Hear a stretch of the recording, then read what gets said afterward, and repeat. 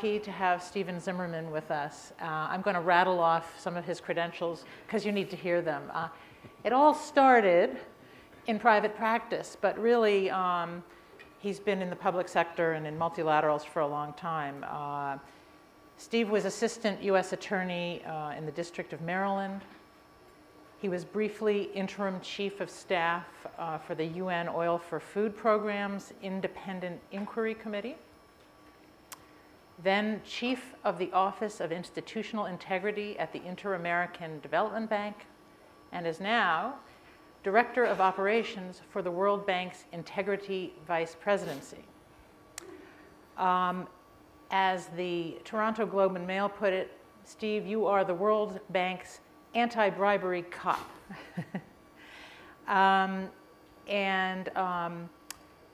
Correct me if I'm wrong, but the Globe and Mail said that the World Bank gave about $57 billion in grants and loans for developing world projects in, I believe, the previous fiscal year. That's a lot. And so as the top cop, Steve is making sure that all this money going to the developing world is not being distorted by corruption. So I thought I would ask you a scene-setting question to begin with. It's April 2013. What are you working on this year, to the extent that you can tell us? And what are the most prevalent characteristics of the cases that you and the World Bank are looking at right now? Well, I think the challenge for us at the World Bank is to try and really leverage what we're doing for a maximum amount of impact. The truth is the World Bank is in business in 187 different countries. I mean, there's a lot of folks here that come from large multinational corporations, and I suspect their compliance offices are substantially larger than my office at the World Bank. So the first thing we look at really is where are we going to be able to have the maximum amount of impact? Where are we going to really be able to leverage what we do to increase both the preventative and the deterrent value? You know, the bank is, while our office is modeled a bit on a law enforcement office of sorts. I mean, we're staffed with former prosecutors and former investigators from around the world. The bank itself really looks at this problem. We try to look towards the future. Our goal is to do business with clean companies. You know, and I'm always, I've been on many panels, it seems, with Peter. We seem to cross paths quite frequently, and there's a long history to that, but it's gotten better over the years. And I'm always encouraged when I hear him say, clean business is good business, because that's really the concern that, that's our goal here at the World Bank as well. We're looking for clean partners. So what are we working on? Right now we have about 100 investigations open in about 40 or 45 different countries around the world. And they range in size from fraudulent documentation cases to fairly significant international bribery and corruption cases. One area where we've tried to really push is on investigations that span different jurisdictions, because often what we find is there is a challenge among national law enforcement authorities when you begin to cross borders. The World Bank's projects inevitably cross borders. We will, if anybody here is working on a project financed by a multilateral development bank, odds are you're not based in the country where that work is taking place, and you have subsidiaries in a variety of different countries. And we're very much aware of that. So we try and work on transnational problems, on cross-border problems, but then on problems that are going to make a difference for the bank and make a difference for our borrowers. The bank is a public organization. We are owned by the 187 countries. So our goal is to protect the interests of those countries. So you're working on 100 cases. Are there commonalities in terms of sectors, industries, geographies that you're finding?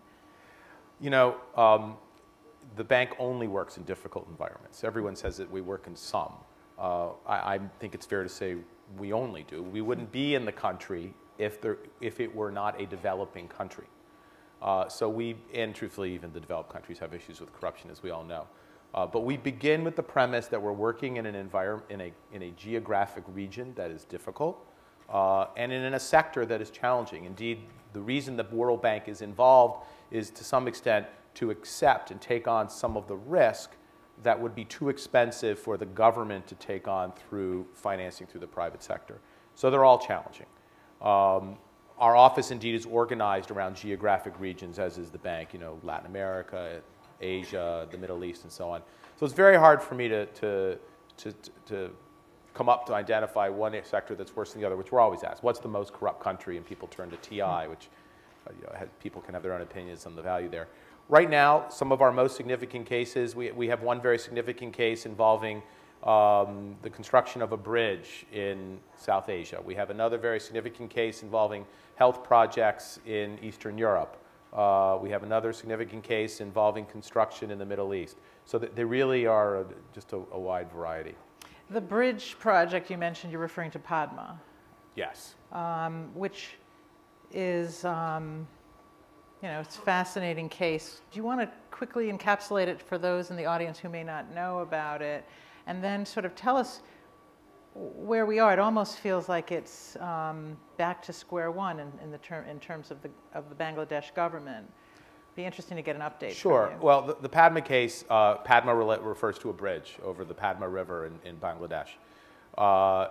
This is an interesting case for the bank because it really pits the importance of development against the difficulty of fighting corruption and what the World Bank does.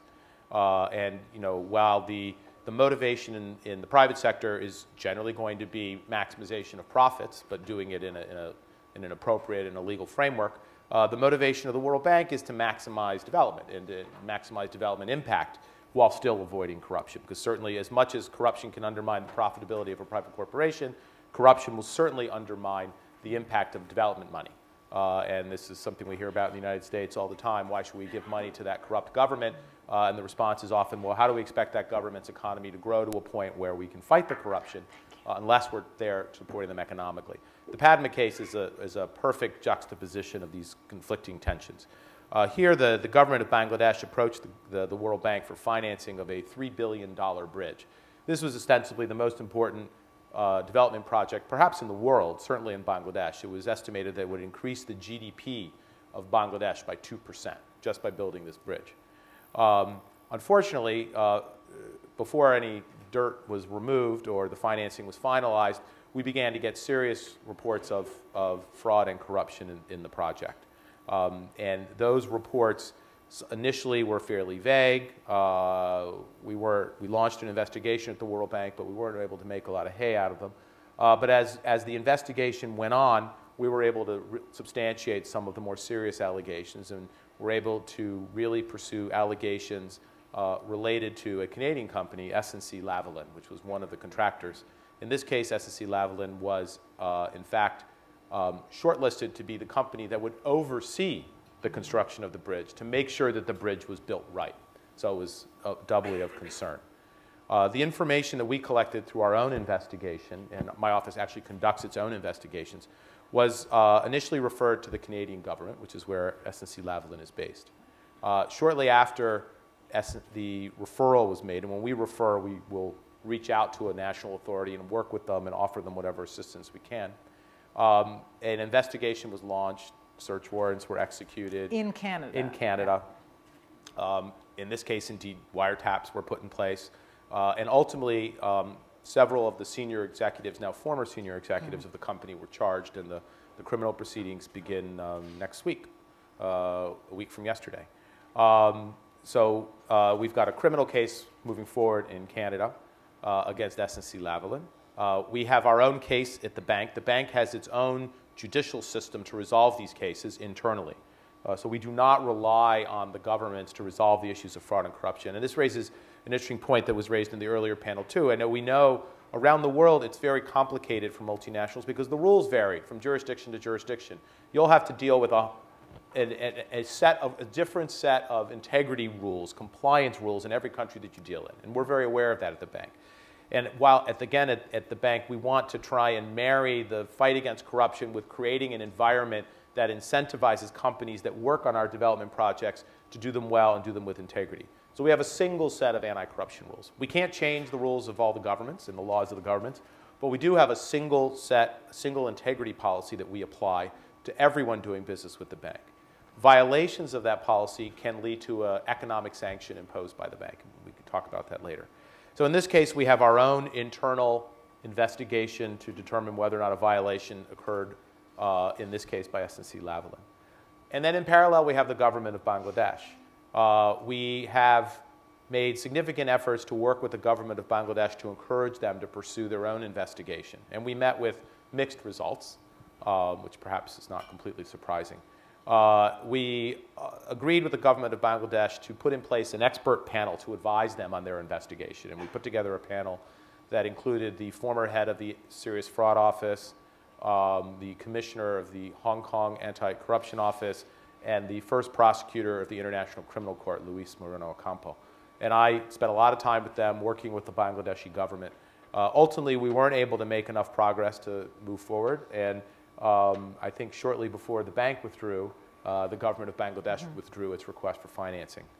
So while this is an example, I think, of a case where it's a very good example of how we work well with national authorities in one instance, I think we had some shortcomings in another. And in this case, the bridge right now is not being built, which is not the outcome that we like. But sometimes it's one step backward in order to ensure that we take 2 steps forward the next time. And in the case of SNC-Lavalin, that was not a case of a company self-identifying, self-reporting, and then being part of a sort of consensual debarment, right?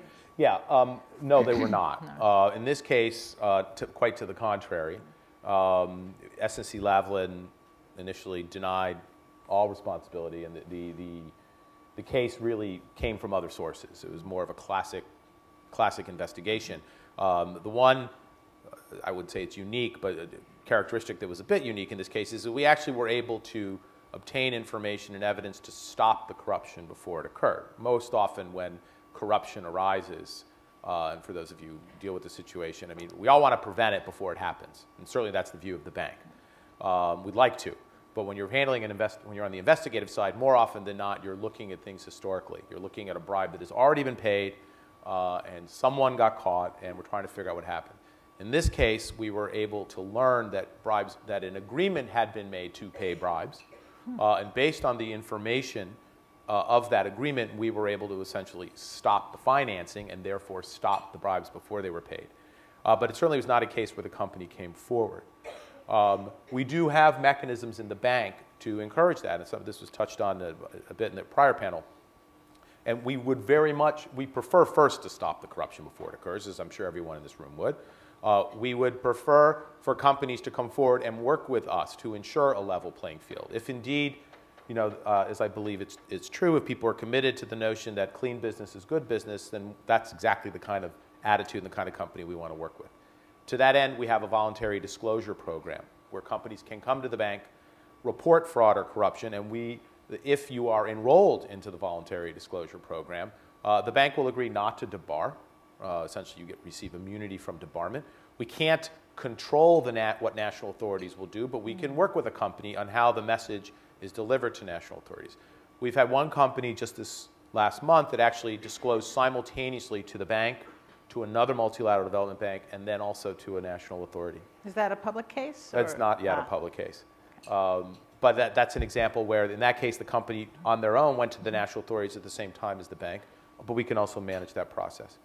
And then the last piece we do have a settlement process where, very similar to what you would find in the US government, where a company that even if we brought the concern to their attention, there is a mechanism to obtain a more perhaps satisfactory outcome through a settlement with the bank that also focuses very much on what does the company need to do to put in place a compliance program to ensure that whatever the problem that led to the concern doesn't reoccur, and the company comes out the other end as a good partner for the World Bank.